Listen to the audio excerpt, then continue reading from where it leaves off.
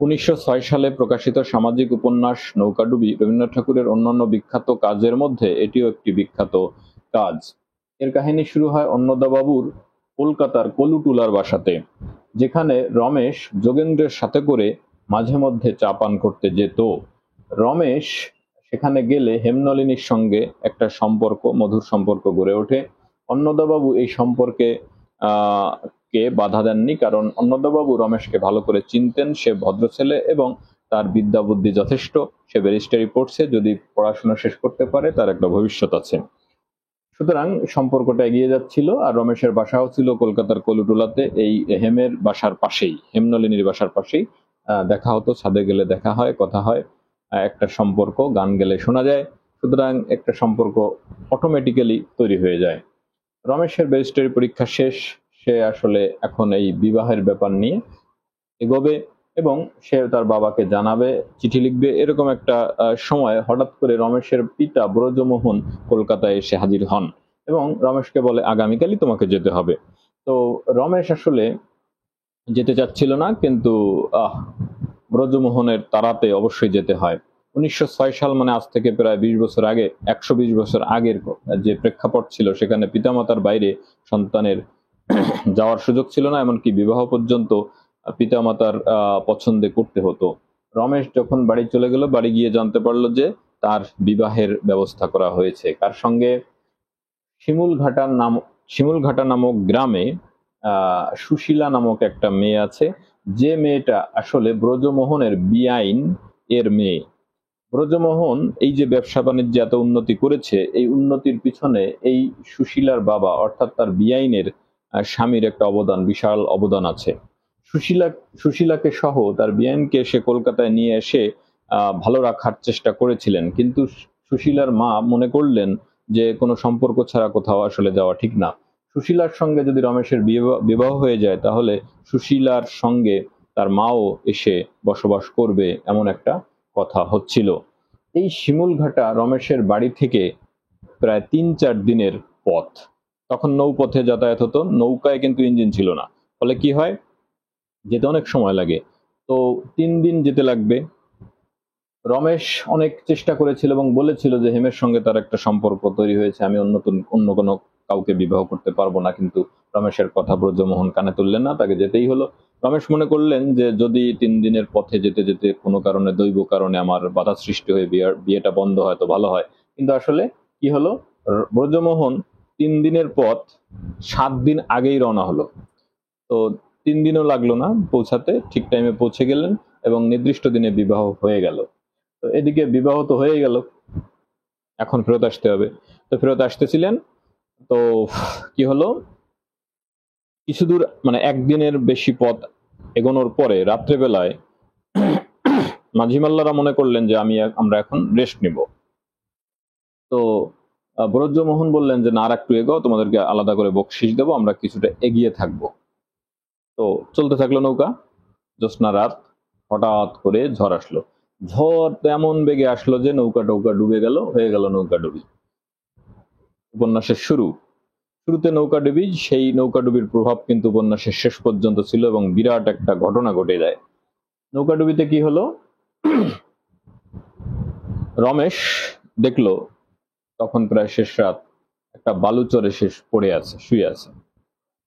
জ্ঞান ফিরলে ভাবলো যে কি হলো, দেখলো যে আসলে একটা দুর্ঘটনা ঘটে গেছে, নৌকা ডুবে গেছে। সে অনেক চিৎকার করে ডাকাডাকি শুরু করলো সবাইকে, কেউ জীবিত আছে কিনা। কোনো সাড়া পাওয়া গেল না। হঠাৎ করে একটু সামনে এগিয়ে দেখলো যে একটা নববধূ, সে নিজের বধূ এটা মনে করেই, কারণ বিবাহের সময় সে আসলে তাকিয়ে দেখেনি কেমন মেয়ে, চোখ বুজেছিল। আর ওদিকে মেয়েও লজ্জার খাতিরে কিন্তু দেখেনি। তো সেই কারণে আসলে দুজনেরই ওয়াইফ, সেটা তারা না দেখলেও বুঝতে পারছে। তো এই তাকে বললো যে দেখো, তুমি এখানে বসো, আমি একটু ঘুরে ফিরে দেখি কেউ বেঁচে আছে কিনা, ডাকাডাকি করি। কিন্তু বউটা আসলে রাজি হলো না, অন্ধকার তো না, মানে রাত্রের বেলা এবং এত বড় একটা দুর্ঘটনার পরে। তো তাকে ওখানে রেখে বা তার সাথে করেই সে কিন্তু একটু চেষ্টা তদবির চালালো, কিন্তু আসলে কাউকেই আর পেল না। তখন অনেক কষ্টে তারা পৌঁছালো বাড়িতে। পুলিশকে খবর দেওয়া হলো। পুলিশ কিন্তু অনেক চেষ্টা করে কয়েকজনের লাশ উদ্ধার করলো। তার মধ্যে সুশীলার মা, তারপর হচ্ছে আহ আম, ব্রজমোহন অর্থাৎ রমেশের বাবা, এরা সকলেই মৃত। এই মৃত্যুর শোক গ্রামে পুরো শোকের ছায়া পড়ে গেল। সকলের সৎকার হওয়ার পরে 1 মাস কেটে গেল প্রায়, এবং যাদের স্বামী হারিয়েছে, যারা বরযাত্রী হিসেবে গিয়েছিল, তারা সকলেই কাশি যাবে। এই কাশি যাওয়ার প্রস্তুতি শুরু হলো। রমেশ কি করবে, তার কলকাতায় যেতে হবে। সে পরীক্ষায় পাশ করেছে কিনা সেটাও জানে না। সে কলকাতায় চলে যাবে। এখন একদিন রমেশ তাকে সুশীলা বলে ডাকছিল, বউটাকে সুশীলা বলে, কিন্তু বউটা বললো যে তোমরা অনেকেই দেখি আমাকে সুশীলা বলে ডাকো, কিন্তু আমি তো আসলে সুশীলা নই, আমার নাম হচ্ছে কমলা।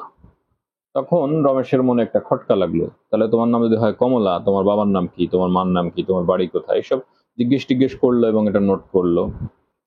কিন্তু কমলা বিষয়টা বুঝে নাই, রমেশ কিছুটা বুঝতে পেরেছে ঘটনাটা কি হলো। তখন রমেশ বুঝতে পারে যে আসলে সুশীলা মারা গেছে, এবং কমলা যাকে সুশীলা ভাবা হচ্ছে সে আসলে অন্য কারো বউ। এই হচ্ছে প্যাচটা লেগে গেল, কিন্তু কমলা এটা বুঝতে পারে না। কমলার বয়স তখন 13-14 হবে। সে বুঝতে পারে না বিষয়টা, এভাবে চলতে থাকে। তখন রমেশ মনে করে, আমি এখন কি করি এই মেয়েটাকে নিয়ে, একে তো জানাতে গেলেও সমস্যা। তার খোঁজ খবর নেওয়া হয়েছিল যে তার বাড়ি কোথায়, এগুলা কিন্তু কাউকে আর পাওয়া যায় নাই তার ওখানে। তো কি হলো, কমলাকে নিয়ে রমেশ চলে গেল কলকাতায়, এবং রমেশ মনে করলো যে কাউকে কথা বলা যাবে না যে সে আমার স্ত্রী না, কারণ তাহলে কি হবে ঘটনাটা আসলে। তখন কলকাতায় নিয়ে দর্জিপাড়ায় রমেশ এবং কমলা বাসা ভাড়া করলো। রমেশ আর কলুটোলার সেই বাসায় গেল না। তো সেখানে গিয়ে বেশ কিছুদিন থাকার পরে রমেশ মনে করলো, রমেশের সাথে আসলে স্বামী স্ত্রীর যে সম্পর্ক সেটি আর কি সে প্রতিষ্ঠা করেনি। সে কি করলো যে ওখানে বাসা নিয়ে কমলার সঙ্গে স্বাভাবিক সম্পর্ক বজায় রেখে, যেমন ভাই বোনের সম্পর্ক, এরকম একটা সম্পর্ক বজায় রেখে সে একদিন বলল, কমলা দেখো, তোমাকে লেখাপড়া করা প্রয়োজন, তুমি স্কুলে ভর্তি হও। তখন কমলা যেহেতু অশিক্ষিত গ্রামে মানুষ হয়েছে, তাকে আসলে স্কুলে ভর্তি করে দেওয়া হয়, এবং স্কুলে ভর্তি করলে সেখানেই কমলা থাকে। রমেশ দর্জিপাড়াতে থাকে। তার মনের মধ্যে একটা মানে কেমন যেন একটা হতাশা কাজ করছিল। সে কিন্তু আর ওই কলুটুলাতে হেমনলিনী, অন্নদাবাবু এদের সাথে চিঠিতেও যোগাযোগ করেনি, এবং কোনোভাবেই আর সেখানে তার মন করেনি। সে আসলে নিজেকে অপরাধী মনে করছিল, এবং সেই কারণেই দর্জিপাড়াতে ছিল। হঠাৎ করে একদিন কোর্টের সামনে দেখা হয়ে গেল হেমনলিনী অন্নদাবাবুর সঙ্গে রমেশের। তো রমেশকে বলল যে দেখো, তোমার কি হয়েছে, কি ব্যাপার, আমাদের তো জানালে না, তুমি পাশ করেছো, পাশ করার পরে আর জানালে না, কি হয়েছে কি। তখন একদিন বলল, ঠিক আছে তাহলে বাসায় আসো। তো রমেশ বাসায় গেল। বাসায় গিয়ে বলল যে তার পিতৃবিয়োগ হয়েছে, এই সেই। এটা যখন বলল, বাকিটা আর বলেনি। তখন অন্নদা বাবু অপরাধী নিজেদেরকেই মনে করলো যে তার জীবনের উপর দিয়ে এত বড় একটা ঝড় গেছে, সুতরাং তাকে সময় নিতে হয়েছে। সে হেমনলিনী তারপর রাগ ছেড়ে দিল, মোটামুটি আবার একটা স্বাভাবিক সম্পর্ক গড়ে উঠছিল। এখন বিবাহের কথা হবে, হেমনলিনীর সঙ্গে রমেশের বিবাহ। দিনও ঠিক হয়ে গেল, সামনের রবিবারে বিয়ে। কিন্তু হঠাৎ করে আগের দিন রমেশ বলল কি, না, বিবাহটা 1 সপ্তাহ পিছায় দিতে হবে। কেন, সে কারণ আমি পরে বলবো। এখন কেন, কারণ হচ্ছে কমলাকে এখন নিয়ে আসতে হবে বাসায়। কারণ কমলার এই ছুটির সময়ে, ছুটি হয়ে গেছে আর কি, স্কুল ছুটির সময় সাধারণত সকলেই বাসায় চলে যায়। কমলা অনেক কান্নাকাটি করে, কয়েকবার এই ঘটনা ঘটেছে, রমেশ তাকে আনেনি। এখন যেহেতু একটা বড় ছুটি, সেহেতু কমলাও কান্নাকাটি করছে স্কুলে, এবং স্কুলের টিচাররা বলছে যে তাকে আমরা রাখতে পারবো না, তো আপনি তাকে নিয়ে যান, এবং পাঠাইও দিছে, মানে নির্দিষ্ট দিনে পাঠাই দেবে। তখন রমেশ দেখছে বিপদ, সে দর্জিপাড়ায় গিয়ে সে বাসা টাসা পরিষ্কার পরিচ্ছন্ন করে মোটামুটি কমলারে নিয়ে আসতে হবে শনিবারে। এদিকে বিয়ে হচ্ছে রবিবারে, সুতরাং এই বিয়েটা 1 সপ্তাহ পিছানোর ব্যবস্থা রমেশকে করতেই হবে। তাই রমেশ এসে বলল অন্নদাবাবুকে যে 1 সপ্তাহ পিছাই দিতে হবে। এদিকে নিমন্ত্রণ টিমন্ত্রণ দেওয়া হয়ে গেছে, এখন যদি 1 সপ্তাহ পিছাই দেওয়া হয়, বিপজ্জনক ব্যাপার। এটা খুবই বিপজ্জনক। হেম তো একেবারে হতবাক, কি হলো, তার কষ্ট লাগলো খুবই, এবং ঘটনা যা ঘটার তাই হলো। এর মধ্যে যোগেন্দ্র এসে হাজির হয়। যোগেন্দ্র অবশ্য পশ্চিমে গেছিল, তো সেখানে থেকে হাজির হলো। অক্ষয় আসলো। অক্ষয় মনে মনে আসলে হেমনলিনীকে পছন্দ করে, ঠিক আছে, কিন্তু এখানে রমেশ অধিকতর যোগ্য, তাকে সকলেই পছন্দ করে। অক্ষয়ের আসলে এখানে কিছু করার নাই, তো চাচ্ছিল না যে রমেশের সঙ্গে হেমের বিয়ে হোক। এখন যোগেন্দ্র বাসায় ফিরলো। ফেরার পরে শুনলো যে ঘটনা এই, বিবাহ বাড়িতে কোনো সাজসজ্জা নাই। কি ব্যাপার? যোগেন্দ্র অক্ষয় এবার খুব হিসাব রাখছে যে রমেশ আসলে করে কি, দর্জি পড়ায় কেন বাসা, সে কেন এখানে বাসা নিল না, কলিটোলার বাসা কেন আসে না, এসব খোঁজ খবর নিয়ে রমেশ কিন্তু অলরেডি জেনে গেছে যে কমলার সাথে রমেশের স্বামী স্ত্রীর একটা সম্পর্ক। কারণ রমেশ কমলাকে স্কুলে ভর্তি করাইছে তার স্ত্রী হিসেবে, এই নথিপত্রে তাই আছে। ফলে এই বিষয়টা জেনে অক্ষয় কিন্তু যোগেন্দ্রকে নিয়ে রমেশের সেই দর্জিপাড়ার বাসায় যে হাজির। তো দর্জিপাড়ার বাসায় যখন গেছে, তখন রমেশ হচ্ছে এই ফল খাচ্ছিল, যে ফলটা কেটে কেটে দিচ্ছিল হচ্ছে কমলা। এমন একটা দৃশ্য দেখলে কি অবস্থা হয়, যোগেন্দ্র কিন্তু হতবাক। কমলা দৌড়ই চলে গেল পরপুরুষ।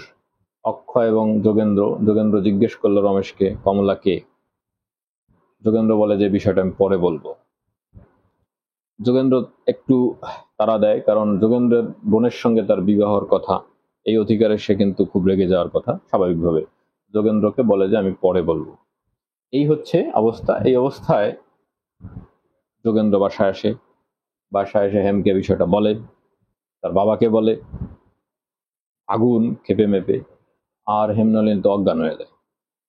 কি ব্যাপার, এটা হতে পারে? এরকম অবিশ্বাসের কাজ হতে পারে? সে বিবাহ করছে এবং দর্জিপাড়ায় বউ নিয়ে থাকে। অন্নদাবাবু হতবাক, বিবাহ স্থগিত, সব উলট পালট হয়ে যায়।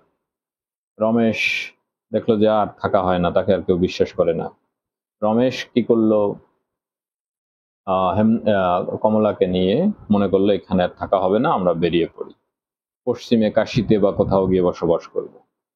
রমেশ এবং কমলা উঠে পড়লো জাহাজে পরের দিন, এবং অক্ষয় তাদেরকে অনুসরণ করলো। কেন? কারণ হেমনলিনী বিশ্বাসই করে না এই যোগেন্দ্রকে যে রমেশ এ কাজ করতে পারে। এখন একমাত্র উপায় হচ্ছে রমেশ এসে যদি হেমনলিনীকে মুখোমুখি বলে তাহলে, অথবা কোনো চিঠি টিঠি দেয় তাহলে। অক্ষয় এই জন্য রমেশকে ধরার চেষ্টা করছে যে সরাসরি সে বলে যাক, যাতে অক্ষয়ের সঙ্গে হেমের বিয়েটা হয়। কারণ যোগেন্দ্র এবার অক্ষয়ের সঙ্গে হেমের বিবাহের ব্যবস্থা করার চেষ্টা করছিল, কিন্তু অক্ষয় রমেশকে আর কমলাকে আর ধরতে পারে না। কমলা দেখতে পায়, রমেশ দেখতে পায় অক্ষয়কে যে তার সে পিছু নিয়েছে, কিন্তু আর ধরতে পারে না। ট্রেন শেষে তারা জাহাজে উঠে পড়ে। জাহাজে রমেশ এবং কমলা আলাদা একটা ভাড়া নিয়ে বেশ কিছুদিন জাহাজে চলতে হয়। ছোটখাটো একটা সংসারের মতো শুরু হয়ে যায়, এবং রমেশ আর কমলা মোটামুটি একটা স্বামী স্ত্রী পর্যায়ের সম্পর্ক, মানে শারীরিক যে বিষয়টা এটি হয় না, কিন্তু একটা সংসার চলতে থাকে। রমেশ মনে মনে ভাবে, তাহলে কি আর কি করব, কমলাকেই আমি স্ত্রী হিসেবে নিয়ে সবকিছু ভুলে যাব কিনা, এরকম একটা দ্বিধাদ্বন্দ্বের মধ্যে চলতে থাকে, দুলতে থাকে। এভাবে একটা পর্যায়ে গিয়ে একটা চাকরের সন্ধান পাওয়া যায়, চাকরের নাম উমেশ, এবং এরা একটা জায়গায় এসে থেমে যায়। সেই জায়গাটায় তারা একটা ঘর ভাড়া নেয়, সেখানে থাকা শুরু করে। সেখানে পরিচয় হয় শৈলজার সঙ্গে। শৈলজা হচ্ছে একজন আহ কি বলে মেয়ে, সমবয়সী প্রায় কমলার সঙ্গে বিবাহিত। কমলার সাথে শৈলজা বেশ খানিক গল্প টল্প করে, স্বামী সম্বন্ধে গল্প করে। শৈলজার বাবা হচ্ছে চক্রবর্তী খুড়া, সে খুব পরিচিত সে এলাকায়। তার সঙ্গে কমলাটা ভালো স্নেহের সম্পর্ক তৈরি হয়। শৈলজার সঙ্গে একটা বান্ধবী সম্পর্ক তৈরি হয়।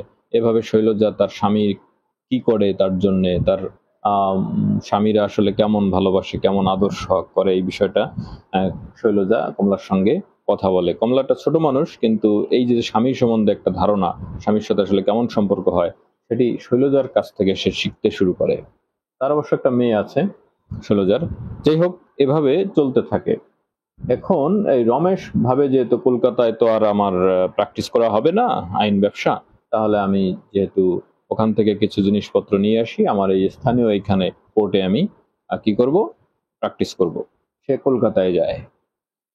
কলকাতায় গিয়ে সে একবার ভাবে যে আমি তাহলে একবার কলুটুলায় গিয়ে অন্নদা বাবু বা হেমনলিনীকে বিষয়টা বিস্তারিত বলে যাই।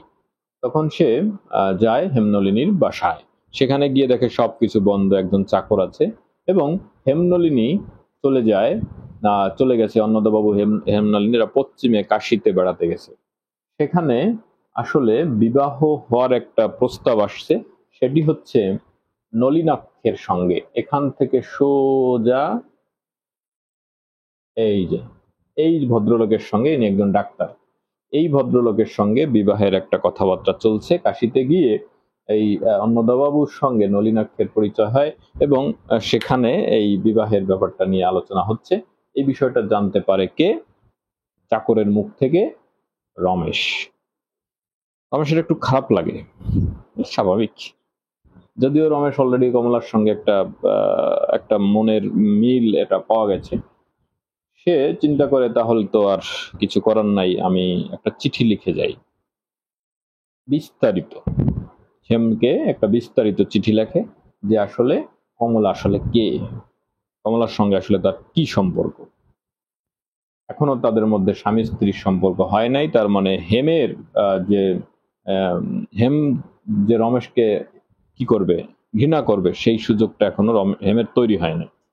এরকম একটা বড় চিঠি টিঠি লেখে, কিন্তু চিঠিটা লিখে রেখে আসবে এরকম ভাবছিল, দেখা যায় যে না, সেখানে কাউকে পাওয়া যায় না। পরের দিন তখন রমেশ চিঠিটা পকেটে নিয়েই চলে আসে, বাসায় আসে কয়েকদিন পরে।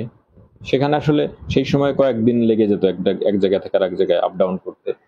তো রমেশ বাসায় আসলে সেখানে ওই তার যে চিঠিটা, এই চিঠিটা কিন্তু পকেটেই থাকে। সেটি শৈলজা আবিষ্কার করে।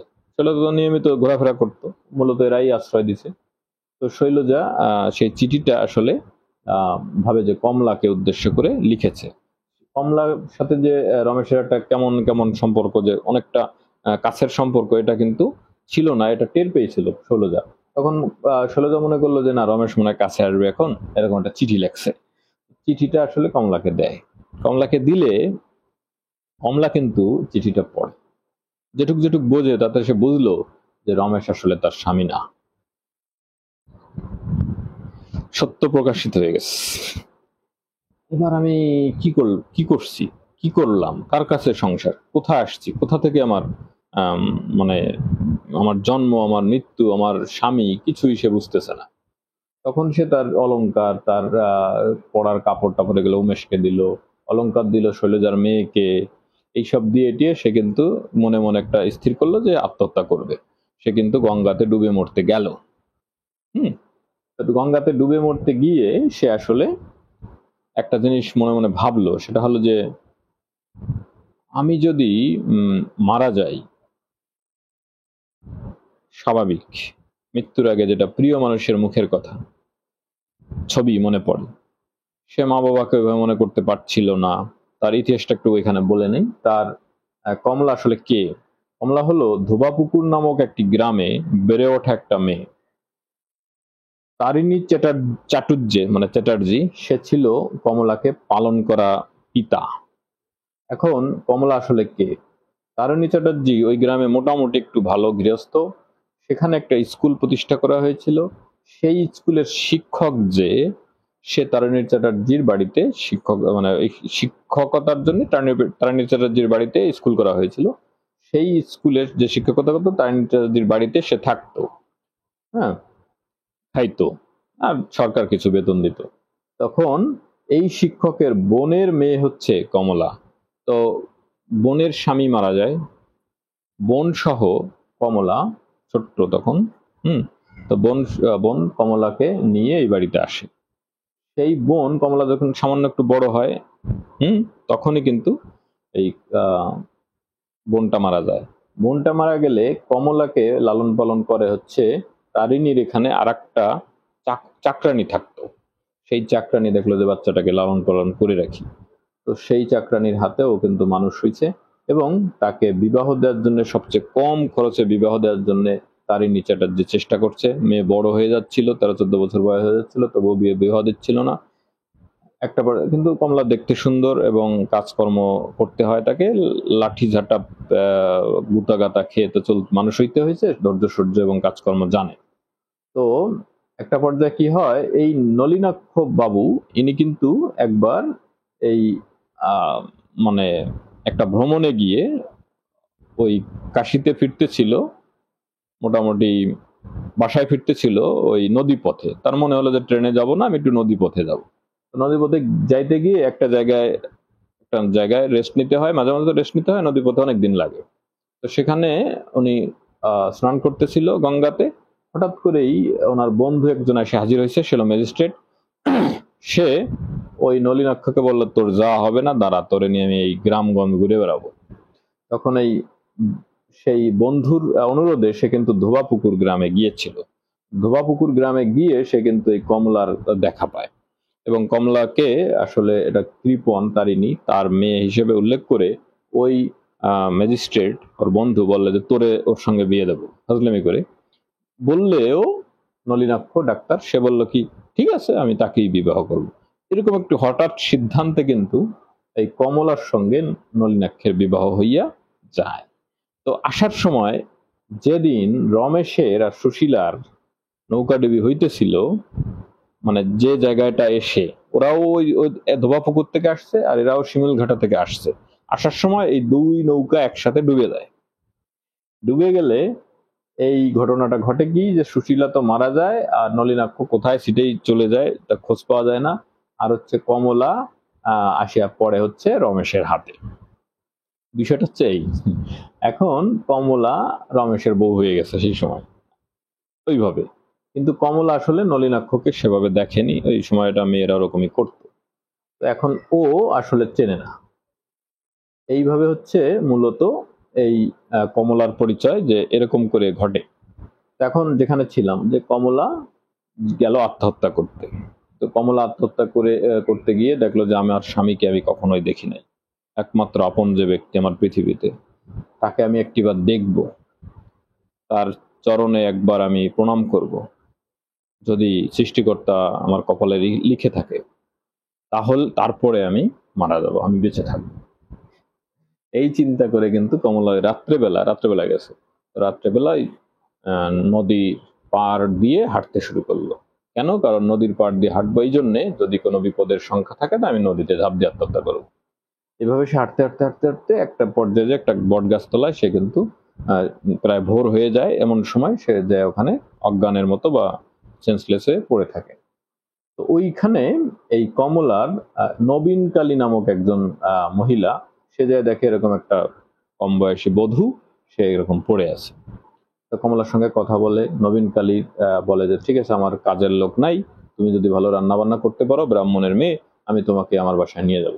তখন কমলাকে নিয়ে যায় হচ্ছে নবীনকালী কাশিতে হচ্ছে তোমার মানে এরা থাকে। তবে এই নবীনকালী মূলত কাশিতে নিয়ে যায়। নবীনকালীর স্বামী হচ্ছে মুকুন্দ বাবু, আর সেখানে যে চাকরানী ছিল তুলসী, চাকর ছিল তুলসী, আরো কয়েকজন চাকর ছিল। তো কমলাকে বেকায়দা ভাবে সেখানে খাটানো হয়, রান্না বান্না বিভিন্ন কাজে তাকে বের হতেই দেওয়া হয় না। তো তুলসী আসলে বুঝতে পারে যে কমলা আসলে খুব খারাপ অবস্থায় আছে। তবে কমলা যেহেতু ভিতরে কাজ করতো, বিভিন্ন খাবার টাবার বাঁচলে সে কিন্তু চাকর বাকরদেরকে খাওয়াতো, ফলে কমলাকে সকল চাকর বাকররাই পছন্দ করত। তো এই কমলা স্বামীর কিন্তু নাম জানতে পারে। কিভাবে নাম জানতে পারে? ওই যে তার একটা চিঠিতে, চিঠিতে সে নামটা জেনে ফেলে, যে সেই চিঠিতে উল্লেখ ছিল নলিনাক্ষের নাম, সেটা জানতে পারে। এবং একদিন মুকুন্দ বাবু অসুস্থ, নবীনকালী ডাক্তার ডাকতে বলে। কোন ডাক্তার? নলিনাক্ষকে ডাক্তার, বিখ্যাত ডাক্তার তখন কাশিতে। তো নলিনাক্ষকে ডাকো। তখনই কমলা মনে করলো কোন নলিনাক্ষ, তখন এই তুলসীকে দিয়ে এই খবর নেয়ার চেষ্টা করে যে নলিনাক্ষ আসলে কে। হ্যাঁ, দেখা যায় নলিনাক্ষর মা আছে, মার নাম ক্ষেমঙ্করী, সে এখনো অবিবাহিত। সে একবার বিবাহ করেছিল, তার স্ত্রী পানিতে ডুবে, মানে নৌকা ডুবিতে মারা যায়। তখন কমলা বুঝতে পারে ওই আমার স্বামী। তো নলিনাক্ষ আসে ওদের বাড়িতে, বাড়িতে আসলে পরে দেখার চেষ্টা করে, দূর থেকে দেখে। খুবই ভাল লাগে কমলার, যে আমার এত দেবতার মতো একটা স্বামী আমি পেয়েছি জীবনে, এর চেয়ে আর বেশি কিছু পাওয়ার নাই। সে শুধু চায় যে কবে আমি তার চরণে প্রণাম করব। তো যাই হোক, একবার কমলা আহ, এবং এই পুরো ফ্যামিলি কাশিতে ছিল, সে একটু বেরোয় গঙ্গা স্নানে। তখন এই যে যারা চক্রবর্তী, খুড়া, শৈলজা, উমেশ উমেশ এদের সঙ্গে দেখা হয়ে যায় হচ্ছে কমলার কাশিতে। এরাও কাশিতে গেছে, দেখা হয়ে গেলে ওই কমলাকে ওরা কিন্তু ওই কাশি ওখান থেকে নিয়ে আসে। নিয়ে এসে ওদের বাসায় নিয়ে এসে কমলা কিন্তু বাকি কথাগুলো বলে, যে নলিনাক্ষের ব্যাপারটা বলে তার স্বামী। তখন এই চক্রবর্তী খুড়া মানে সিস্টেম করে নলিনাক্ষের মাকে, ক্ষেমংকরীকে রাজি করে কমলাকে সেখানে হরিদাসী নাম দিয়ে, হ্যাঁ হরিদাসী নাম দিয়ে তাদের বাসায় কিন্তু কাজের মানুষ হিসেবে, এবং কমলার যে আসলে নৌকার মানে বিবাহের পরের দিনই স্বামী মারা যায় এবং তার যে কেউ নেই, কাজের লোক হিসেবে অন্তত তার ঘরে একজন লোক দরকার, সেই জন্যে কমলাকে কিন্তু ওই বাসায় রাখার একটা সিস্টেম করে ব্যবস্থা করে দেয়। তো ওই বাসায় থাকতে থাকতে ক্ষেমংকরী কমলার প্রতি খুবই খুশি। আর কমলা তো জানে যে আমার নিজের স্বামীর বাসায় এসে হাজির হয়েছি। নাটকীয় ব্যাপার। স্বামীর বাসায় আসছে, নলিনীকে মাঝে মধ্যে দেখে। নলিনীর খরম আছে, খরম মানে কাঠের জুতা, সেগুলাতে ফুলের মাধ্যমে প্রণাম করে। এইসব নলিনী একদিন এটা দেখে ফেলে। হ্যাঁ, তো এগুলো মানে কমলা তো হার্ট অ্যান্ড সোল চেষ্টা করতেছে যে মন জয় করার। চেষ্টা না, এটা প্রাণ থেকেই সে করছিল। তো এভাবে চলছিল বেশ কিছুদিন। এখন হেমনলিনীর সঙ্গে নীলাক্ষের বিয়ের যে কথাবার্তা সেটা হচ্ছিল। ক্ষেমংকরী মূলত হেমনলিনীকে একদিন গিয়ে আশীর্বাদও করে আসে, হাতে বালা পড়াই দিয়ে। তারপরের দিন হেমনলিনী আসে নলিনাক্ষকে আশীর্বাদ করতে। সেই পর্ব শেষ হয়ে যায়। এরপরে এগুলা কমলা নিজেই দেখে। কিছু করার নাই। কমলার একটা ব্যাপার ছিল কি, যে আমাকে তো আসলে পরিচয় দিলেও আমাকে গ্রহণ করবে কিনা আমি জানি না, হয়তো বা করবে না। তার চেয়ে আমি এই বাড়িতে অন্তত চাকরানী হিসেবে থেকে সারা জীবন হয়তো থাকার একটা সুযোগ হবে, সেটাই আমার যথেষ্ট। এরকমই তার একটা মেন্টালিটি তৈরি হয়ে গেছিল, যদিও ভিতরে ভিতরে অতটা থাকে না। আচ্ছা, এরপরে অনেক বড় তো, একটা উপন্যাস অনেক বড় এবং কথাও বলা লাগতেছে। পুরো জিনিসটা আমি নিখুঁতভাবে বলার চেষ্টা করতেছি, যেটা যাদের প্রয়োজন হবে তারা কিন্তু এই ভালো লাগবে আর কি। এখন হেমনলিনীর সঙ্গে বিবাহ তো নলিনাক্ষের চলছিল। এ অবস্থায় কি হলো, যে ওদিকে রমেশ, এই রমেশটা তো কমলার আত্মহত্যা করছে এরকম একটা ধারণা পেয়ে গেল। এবং রমেশ এখন কি করবে, রমেশ কি করলো, যে কলকাতাতে ফিরে আসলো। এসে সে মূলত হেমনলিনীকে বা অন্নদাবাবুকে সকলকে কথাগুলো বুঝায় বলে সে একটা ব্যবস্থা নিজের করে নেবে, এই তার উদ্দেশ্য। মানে সে পাপী থাকতে চায় না। তখন সে আহ বাসায় এসে দেখে যে এরা কেউ নেই। তো চাকরের মাধ্যমে শুনতে পারে যে হেমনলিনী বা অন্নদাবাবু এরা আসলে কাশিতে চলে গেছে এবং তার সঙ্গে একটা বিয়ের সম্ভাবনা আছে। আগে একবার বলছি। তো ওই সময়টায় হেমনলিনী বিবাহের ওটা, তো যাই হোক, এই অবস্থায় আর একটা জিনিস জানতে পারে সেটা হচ্ছে যে এই যোগেন্দ্র একটা বগুড়াতে প্রধান শিক্ষক হিসেবে একটা জায়গায় জয়েন করছে। ও রমেশ কিন্তু সেখানে চলে যায় যোগেন্দ্রের কাছে। যোগেন্দ্রের কাছে গিয়ে মোটামুটি সবকিছু বলে এবং যোগেন্দ্রকে বলে, দেখ আমার কথা বিশ্বাস কর। যোগেন্দ্র বলে যে হ্যাঁ, আমি একবারই তোকে অবিশ্বাস করেছিলাম। মূলত যোগেন্দ্র আর রমেশের মধ্যে অত্যন্ত ক্লোজ একটা বন্ধুত্ব ছিল। একবারই তোকে অবিশ্বাস করেছিলাম, আর জীবনে করবো না, সেইটা একটা বিরাট ভুল হয়েছিল। এবার যোগেন্দ্র কি করে, রমেশকে নিয়ে চলে আসে বাসায়, হেমের মানে অন্নদাবাবুর বাসায়, তার নিজেদের বাসায় চলে আসে। আসিয়া রমেশের কথা বোঝানোর চেষ্টা করে। এই মুহূর্তে অন্নদাবাবু বলে যে আমার যাইতে হবে হচ্ছে গিয়ে এটারে নলিনাক্ষকে আশীর্বাদ করতে, এখন আর কথা শোনার টাইম নাই। তো যোগেন্দ্র বোঝানোর চেষ্টা করে, রমেশ বোঝে না, সরি অন্নদাবাবু বোঝেন না, সময় দেন না। ফলে যোগেন্দ্র আসলে কিছু করার এখানে তার ছিল না। বিশ্বাস না করলে কিছু করার থাকে না। হেমও বিশ্বাস করে না। রমেশ দেখে যে আমার মোটামুটি আমি শেষ, এখন আর আমার কোনো আশা ভরসা নাই। সে কিন্তু আর ও বাসায় আসে না, ও চলে যায়। এরপরে কি হয়, হেমের মধ্যে একটা কেমন উদাসীন ভাব চলে আসে, কি হলো আসলে। সে যখন হেমনলিনী এবং অন্নদাবাবু নলিনাক্ষের বাসায় যায় ওনাকে আশীর্বাদ করতে, হেমনলিনীকে উদাস উদাস ভাব, এটি কিন্তু ক্ষেমংকরী মানে লক্ষ্য করে, এবং ক্ষেমংকরী মনে করে একজন অনেক বয়স্ক, মানে সেই বয়স, সেই যে সময় হেমের কথা বলা হচ্ছে, আসলে ওই অর্ধেক বয়সে তখন বিবাহ হয়, ডবল বয়স হয়েছে হেমনলিনী, এত বড় মেয়ের সঙ্গে বিবাহ দিচ্ছি নলিনাক্ষের, তো মেয়েটা তো কেমন কেমন মনে হচ্ছে, সে তো উদাস উদাস। তখন ক্ষেমংকরী একটা মানে কষ্ট পেয়ে মনে মনে, প্রকাশ করে না, মনে মনে কষ্ট পেয়ে কমলাকে ভালো করে সাজায়, কমলাকে ভালো করে সাজাইয়া ওরে কিন্তু সামনে নিয়ে আসে, নিয়ে এসে কমলাকে অসাধারণ সুন্দর লাগে। ওই হেমনলিনীর সঙ্গে কমলার পরিচয় করায় দেয়। হ্যাঁ, কমলার পরিচয় করায় দিয়ে হেম আর কমলা মূলত এক জায়গায় একটু গল্প করার সুযোগ দেওয়া হয়। কমলা ওকে বলে হেম যে তুমি আমার সাথে থেকো সারা জীবন। হ্যাঁ, কমলাও বলে তাতে আমি মানে অনেক খুশি। এবং কি বলবো, দুজনের মধ্যে একটা কথোপকথন হয়, এই অবস্থা চলে, বিবাহ ঠিক।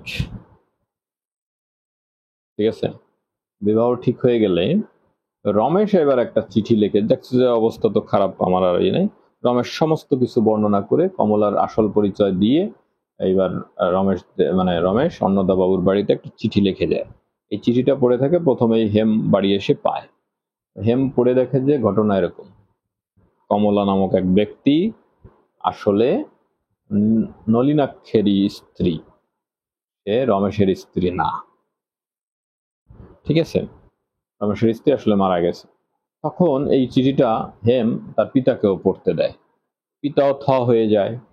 ওদিকে আহ ওই মুহূর্তে নলিনাক্ষ আবার দ্রুত এদের বাসায় চলে আসে, ওই কয়েক ঘন্টা পরেই। আসলে সেই চিঠিটা আবার অন্নদাবাবু নলিনাক্ষকে পড়তে দেয়। নলিনাক্ষ চিঠিটা পড়ে মাথা নিচু করে বা কি কি সব ভাবতে ভাবতে চলে যায়। এটা কিন্তু হেমনলিনী উপর থেকে তাকায় তাকায় দেখে। এর মানে হচ্ছে যে সকলের কাছে এখন পরিষ্কার, এবং নলিনাক্ষ কমলার যে ব্যবহার আচার এগুলা দেখতে দেখতে একটা পর্যায়ে সে কিন্তু বুঝে ফেলেছে ঘটনা আসলে কি। এদিকে রমেশও কিন্তু নলিনাক্ষকে জিনিসটা মানে বলার চেষ্টা করছে এবং বলেছে, এটা হয়তো উপন্যাসে সেভাবে সরাসরি উল্লেখ নাই, কিন্তু সে কয়েকবার বলার চেষ্টা করেছে। চক্রবর্তী খুড়া থামায় রাখছে, কিন্তু নলিনাক্ষকে বলা হয়েছে, বোঝানো হয়েছে যে কোনো উপায়ে যে কমলা আসলে তার স্ত্রী, এবং সে নলিনাক্ষ এটা বুঝতেও পেরেছে যে কোনো ভাবে। ফলে নলিনাক্ষ এই বিবাহে রাজি না, অর্থাৎ হেমের সঙ্গে নলিনাক্ষের বিবাহের ব্যাপারটা ভেঙে দেওয়া হয়। ওর মাও ভেঙে দেয় যে আমার মনে সায় দেয় না। ব্যাস, এভাবে চলছিল। তো বেশ কিছুদিন চলার, আরো কয়েকদিন চলার পরে কমলার কাছে শৈলজা আসে, চক্রবর্তী আসে, উমেশ আসে, এসে বলে যে আমি আসলে চাই যে তোমার সমস্ত বিষয়বস্তু নলিনাক্ষকে বুঝায় বলার, কিন্তু কমলা রাজি হয় না, মোটেও রাজি হয় না। চেষ্টা করে, এবং চলে আসে একদিন রমেশ কমলাকে সেই বাড়িতে, অর্থাৎ নলিনাক্ষের বাড়িতে। কমলার সঙ্গে দেখানো করানো হয় না, মানে কমলাদের বাড়িতে আসে না, মানে আগের বাড়িতে যে চক্রবর্তীর বাড়িতে কমলাকে ডেকে নেওয়া হয় বাড়িতে, আবার ওদিকে রমেশকেও আনা হয়। তো রমেশ কমলার সঙ্গে দেখা হয়। রমেশ বলে যে আমার তো মোটামুটি সব কাজ এখানে শেষ, এখন তোমার যদি উপকারে লাগে, আমি যদি কোনো সাক্ষী দিতে পারি বা কাউকে বোঝাতে পারি, হ্যাঁ, তাহলে যদি উপকারে লাগে আমি কিন্তু সেটা তোমার জন্য করে দিয়ে যেতে পারি। কিন্তু কমলা অত্যন্ত কৃতজ্ঞতার সঙ্গে একদম প্রণাম করে, শুধু দুইবার প্রণাম করে, আর বলে না আর কিছু করতে হবে না। যাই হোক, কমলা আসলে তো বিশাল ব্যাপার, রমেশের এই উদারতা ভাবা যায় না আর কি বিষয়টা। তো কমলা আসলে ওইভাবেই থাকে, এবং এইভাবে থেকে থেকে সে কিন্তু একটা পর্যায়ে নলিনাক্ষের প্রাণ জয় করে ফেলে, মন জয় করে ফেলে, এবং নলিনাক্ষের সঙ্গে কমলার একটা ভালো বোঝাপড়া হয়ে যায়। ভিতরে ভিতরে আরো দুই একটা সিন আছে ভিতরে, কত বড় লম্বা হয়ে যাচ্ছে ভিডিওটা। তো এভাবে সম্পর্কটা তৈরি হয়ে যায়। এখন কি হয়, একদিন হেমনলিনী আসে, সর্বশেষ ঘটনাটি, হেমনলিনী আসে। নলিনাক্ষের বাড়িতে, মানে কমলাদের বাড়িতে অনেকগুলো ফুল নিয়ে আসে। সে এসে কমলাকে বলে যায় যে যেহেতু বিবাহ আর হলো না, বিবাহ তো তোকে ভেঙে যাওয়ার পরেই আসে, তো তুমি ভালো থেকো, অনেক ভালো থেকো, আমি কলকাতায় যাচ্ছি, তোমার যদি কোনো চিঠি লেখার থাকে আমার কাছ থেকে পরামর্শ থাকে, বা আমার কোনো পরামর্শ থাকে, চিঠিতে যোগাযোগ রেখো। এই কথাটা বলে হেমনলিনী চলে যায়। আর কমলা সঙ্গে নলিনাক্ষের একটা দারুণ বোঝাপড়ার পরে একদিন কমলা দায়িত্ব নেয়, আমিই বলবো, সবাইকে বলে যে আমার ঘটনা আমিই বলবো নলিনাক্ষকে। একদিন কমলা স্নান টান করে নলিনাক্ষকে একেবারে শটান একটা প্রণাম করে উঠে বলে যে আমি কমলা, একটা কথাই শুধু বলে। এবং নলিনাক্ষ বলে হ্যাঁ আমি জানি। এরপরে যে মালাটা গেঁথেছিল, যে ফুলটা হেমনলিনী নিয়ে এসেছিল, ওই ফুল দিয়ে একটা মালা গেঁথেছিল এটা এই কমলা, সেই মালাটা ছিল আসনে, সেখান থেকে এনে নলিনাক্ষ মালাটা পরিয়ে দেয় কমলাকে এবং বলে যে আগামীকাল, এবং এভাবে ওই ঘর ছেড়ে চলে যায়। মোটামুটি একটা ভালো একটা মিলন হয়ে গেল। পরের দিন নলিনাক্ষ কিছু ফুল নিয়ে আসে এবং বলে কি এই ফুলগুলো তুমি তাজা রেখো, সন্ধ্যাবেলা আমরা দুজন প্রণাম করতে যাব। তো হেম কমলা খুব মানে ভয়ে থাকে যে হেমঙ্কর এটা পছন্দ করবে কিনা। কমলা এই প্রশ্নটা করে, নলিনাক্ষ বলে যে অনেক অপরাধ তিনি ক্ষমা করেছেন, আর যেটা অপরাধ নয় সেটা আমার মা ক্ষমা করবেন না, এরকম তিনি নন। এভাবেই হচ্ছে উপন্যাসটা শেষ হয়। এখন উপন্যাস যে শেষ হয়ে গেল, আমাদের যে মূল নায়ক নায়িকা তাদের কি হলো? এখানে যেটা মানে হয়েছে সেটা হলো, ছোট গল্পের মতো শেষ হলো না এদের ক্ষেত্রে। এখানে যেটা হয়েছে সেটা হলো যে হেমনলিনী কনফিডেন্সের সঙ্গে যখন কলকাতায় যাচ্ছে, রমেশও হয়তোবা কলকাতায় ছিল ততক্ষণে, রমেশকে গিয়ে ধরবে, তাদের মিলন হবে, এমনই একটা কনফিডেন্স তার মধ্যে, কথার মধ্যে আমি পেয়েছি। এভাবেই আমি অবশ্য অন্যান্য ব্যাখ্যা পড়িনি, কোন ক্রিটিক্যাল সামারিতে বা কোন সামারিতে বা বিখ্যাত কেউ কি বলেছেন আমি জানি না, তবে আমার মনে হয়েছে দুজনের মধ্যে মিলন হয়েছিল। আবার নাও তো হতে পারে, সরাসরি লেখা নেই। তো যাই হোক, আমি এইভাবে মানে উপন্যাসটা শেষ হয়েছে এবং এভাবে আমি শেষ করছি। আমার কাছে অনেক ভালো লেগেছে, রবীন্দ্রনাথ ঠাকুরের লেখা অসাধারণ একটা, কি বলবো, মানে রোমান্টিক সেই সঙ্গে সামাজিক, সেই সঙ্গে এরকমও কাহিনী হতে পারে। আমরা সাধারণত বাংলা ছবিতে বা বিভিন্ন উপন্যাস দেখি, লেখা 120 বছর আগের লেখা প্রকাশিত, এটা এরকম একটা চমকপ্রদ লেখা কিন্তু খুব সচরাচর চোখে পড়ে না। বিষয়টা মজার, মানে যেটা কাকতালীয় ভাবে এটা ঘটতে পারে, এটাও কিন্তু খুব মানে ভাবা যায় না যে এরকম নৌকাডুবি হয়ে এই ঘটনা ঘটতে পারে, কিন্তু ভাবতে কষ্ট হয়, হ্যাঁ, যে এরকম সম্ভব নাকি। তারপরেও এই অসম্ভবকে সম্ভব করাই তো বিরাট লেখকের কাজ। আর কাহিনীটা সবচেয়ে বড় বিষয় না, সামাজিক প্রেক্ষাপট, সামাজিক ইস্যু এগুলা উঠে আসে, এটি সবচেয়ে বড় বিষয়। তো উপন্যাস পড়া, এটার কারণে আমরা সেই সময়কার সমাজ বাস্তবতা, রীতি, কালচার, হ্যাঁ, তারপর হচ্ছে যে মানে ইতিহাস, ঐতিহ্য, অনেক কিছু কিন্তু উঠে আসে। জন্য উপন্যাস পড়া একটা অসাধারণ বিষয়। এটি শুধু কাহিনী আসলে কঙ্কাল, এই কঙ্কাল দিয়ে উপন্যাসের মর্মার্থ আর উপন্যাসের বিষয়বস্তু বোঝা কিন্তু খুব মুশকিল। তো যারা বাংলায় অনার্স করছেন, যারা বাংলা সাহিত্যকে ভালোবাসেন, যারা পড়তে ভালোবাসেন, স্বাভাবিকভাবেই তাদের আনন্দ দেবে নিঃসন্দেহে এই উপন্যাসটা, এটা আমি বিশ্বাস করি। মানে সর্বান্তকরণে বিশ্বাস করি। ঠিক আছে, আমি অনেক কাজের মধ্যে পড়ে শেষ করেছি, ভিডিও করলাম, সাথে থাকলেন, আর শেষ পর্যন্ত অনেকে দেখলেন। আমার সাথে থাকার জন্যে অনেক ধন্যবাদ। অনেক দূরে গিয়েছি। যারা নতুন তারা আমি মনে করি আর কি আমার কোয়ালিটি অনুযায়ী, কোয়ালিটি তো এত ভালো না যে আমি এত দূরে এগোতে পারবো। তারপরে আপনারা ধৈর্য ধরে আমার সঙ্গে আছেন, এজন্য অনেক ধন্যবাদ। নতুন যারা সাবস্ক্রাইব করবেন, লাইক করবেন, বেল আইকন অন করবেন। তো ভালো থাকুন সকলে, সুস্থ থাকুন, অনেক ধন্যবাদ।